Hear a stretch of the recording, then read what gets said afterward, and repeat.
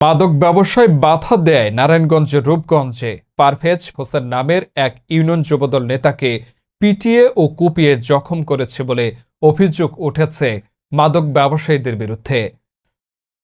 সোমবার বিকেলে গোলাকান্দাইল ইউনিয়নের ডহরগাঁও এলাকায় এ ঘটনা ঘটে। আহত পারভেজ হোসেন গোলাকান্দাইল ইউনিয়ন যুবদলের সাবেক সদস্য ছিলেন। এ ঘটনায় আহতের পিতা জামান মিয়া বাদী হয়ে রূপগঞ্জ থানায় লিখিত অভিযোগ করেন। আহতের পিতা জামান মিয়া জানান, ডহরগাঁও এলাকার চিহ্নিত মাদক ব্যবসায়ী খালেকের ছেলে আরিফ ও সাদেক দীর্ঘদিন ধরে মাদক ব্যবসা চালিয়ে এলাকার যুব সমাজকে নষ্টের দিকে ঠেলে দিচ্ছে।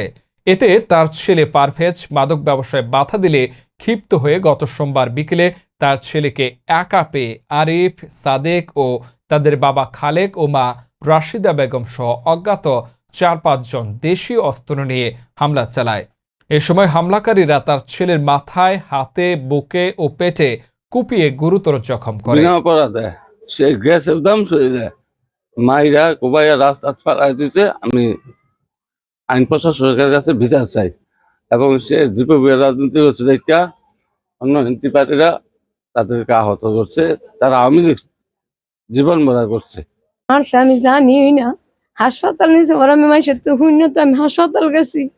আবার কইতাছে আইয়া আঙ্গ বাড়ি ঘর আগুন জ্বালাই লইব, আমার হলার জীবনে নইরা লইব, মেডিকেল ফালাই লই কি আবার মেডিকেল তেলে আবার মেরা লইব। আমরা বাইর থাকতাম, বাইর থাকি কেমন ধর্মর দেখবো হেরা এখনো হুমকি দেয়। আমার ছোট ছেলেটা স্কুলে যাইতে দেয় না, আমি রাখিয়ে দিছি রাস্তা। এটা যারা মারধর করছে হেরাই দেয়। গাঞ্জা খালেক নামে পরিচিত, সারা এলাকার মানুষ চিনে তারে।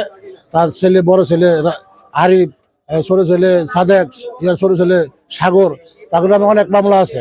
এরা পুরানো ব্যবসায়ী, মাদক ব্যবসায়ী, গাঞ্জা, ইয়াবা এগুলি সব মূল্যে বিক্রি করে। তারা গোলাকান্দা এলাকা মার্ডার মামলার ভিতরে তার ছেলে এই মামলার ভিতরে জড়িত। তারা অস্ত্র সহ র্যাবের কাছে একবার ধরাও পড়ছে। তখন আমি আবার ভাতিজারি গিয়ে দিয়ে দুর্বৃত্তরা কোবাইয়া রাস্তার ভিতরে ফালাই দিয়েছে। তখন আমি এই মেডিকেল পাঠানোর ব্যবস্থা করি, আবার ভাতিজার মেডিকেল পাঠাইলাম। পাঠানোর পরে আমি আবার বাড়ি করে হেফাজতের জন্য তারা অনেক হামকাদিম দিচ্ছে, অনেক কিছু করছে। তাদের সাথে তাদের পিছনে যারা জড়িত তাদেরও বিচার চাই, তাকেও বিচার চাই।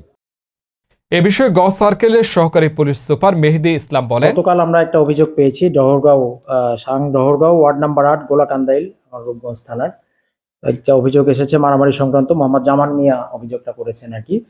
তো আমরা দ্রুততার সাথে অভিযোগটা গ্রহণ করেছি এবং ভুলতা যে আমাদের ফাঁড়ি আছে, ফাঁড়িতে অভিযোগটা তদন্তের জন্য দিয়েছি এবং আমি নির্দেশনা দিয়ে দিয়েছি যে যত শীঘ্র সম্ভব আমার তদন্তকারী অফিসার যাবে, ঘটনাস্থল পরিদর্শন করে আমরা দ্রুত আইনগত ব্যবস্থা গ্রহণ করবো। এই বিষয়ে আইনগত প্রক্রিয়া চলমান আছে।